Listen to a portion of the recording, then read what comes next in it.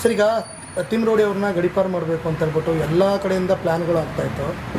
ಏನೇನಾಯಿತು, ಏನೇನಾಗಿತ್ತು ಮುಂಚೆ ಎಲ್ಲ ಅಂತ?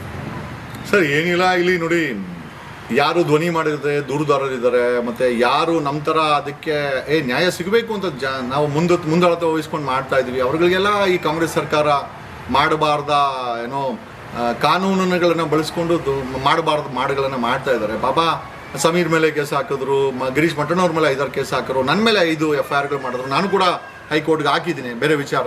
ಪಾಪ ಇನ್ನೊಂದು ಹೆಜ್ಜೆ ಮುಂದೆ ಹೋಗಿ ನಮ್ಮ ಮಹೇಶ್ ತಿಮ್ರೋಡಿ ಅವ್ರಿಗೆ ಐ ಥಿಂಕ್ ಗಡೀಪಾರಿನ ಅಂತ ಏನೋ ಮಾಡೋಕ್ಕೆ ಆದೇಶ ಮಾಡದಂತೆ ತಹಸೀಲ್ದಾರ ಅಸಿಸ್ಟೆಂಟ್ ಕಮಿಷನರು. ಅದನ್ನು ಇವತ್ತು ಸ್ಟೇ ಆಗಿದೆ ಅಂತ ನಾನು ಮಾಧ್ಯಮಗಳಿಗೆ ಕೇಳ್ಪಟ್ಟೆ. Expected sir. ಅಲ್ಲ 25 ವರ್ಷಕ್ಕೆ ಮುಂಚೆ BJP ಅವರು ಅವ್ರನ್ನ ಬಳಸ್ಕೊಂಡು ಮಾಡಿಸ್ದಾಗ ಗಡೀಪಾರಾಗಿದ್ದರೆ ಒಪ್ಕೊಳ್ತಾ ಇದ್ದೀವಿ. ಇವತ್ತು ಸಾರ್ವಜನಿಕ ಹಿತಾಸಕ್ತಿನಲ್ಲಿ ಹೆಣ್ಣುಮಕ್ಕಳ ವಿಚಾರದಲ್ಲಿ ಮತ್ತು ಅಲ್ಲಿ ನಡೆದಿರೋ ಹತ್ಯಾಕಾಂಡದ ವಿಚಾರದಲ್ಲಿ ಒಂದು ದೊಡ್ಡ ಧ್ವನಿಯಾಗಿ ಮಹೇಶ್ ತಿಮ್ರೋಡಿ ಮಾಡ್ತಾ ಇರೋದ್ರಿಂದ ಐ ಥಿಂಕ್ ನಂಗೆ ಬೇಜಾರಾಯಿತು. ನಿಜವಾಗ್ಲೂ ಗಡೀಪಾರು ಮಾಡಬೇಕಾದ್ರೆ ಯಾಕಂದರೆ ಇವ್ರು ಗಡೀಪಾರು ಮಾಡ್ತಾ ಇದ್ದಾರೆ. ಬೆಳಗ್ಗೆ ಬಸವನಗೌಡ ಪಾಟೀಲ್ 14 ಬೆಳಗ್ಗೆ ಬೆಂಕಿ ಹಚ್ಚ ಕಾರ್ಯಕ್ರಮ ಮಾಡ್ತಾರೆ. ಆಯಪ್ಪನ ಯಾಕೆ ಮಾಡಬಾರ್ದು ಇವರು? CT ರವಿ ಅವ್ರನ್ನ ಯಾಕೆ ಮಾಡಬಾರ್ದು?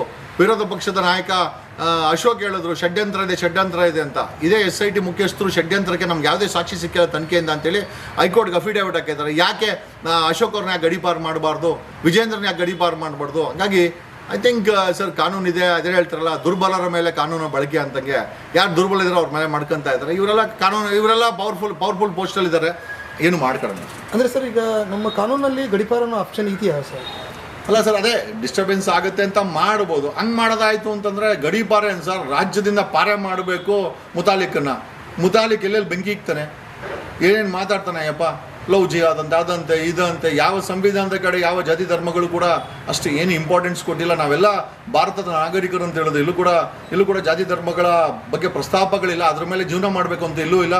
ಅದನ್ನು ಬಳಕೆ ಮಾಡಿಕೊಂಡು ರಾಜಕೀಯ ಮಾಡಬೇಕು ಅಂತ ಇಲ್ಲ. ಆ ದಿನ ಬೆಳಗ್ಗೆ ಇವ್ರುಗಳನ್ನ ನೋಡ್ತೀವಿ. ಇವ್ರನ್ನೆಲ್ಲರೂ ರಾಜ್ಯದಿಂದ ಪಾರು ಮಾಡಬೇಕು. ಗಡಿ ಅಲ್ಲ ಸರ್, ರಾಜ್ಯದಿಂದನೇ ಪಾರು ಮಾಡಿ, ರಾಜ್ಯದ ಗಡಿಯಿಂದನೇ ಬಿಸಾಕ್ಬೇಕು. ಅವ್ರನ್ನ ಎಲ್ಲಿ ಬಿಸಾಕ್ತಾರೆ ಇವರು ಸರ್ಕಾರ? Yes sir.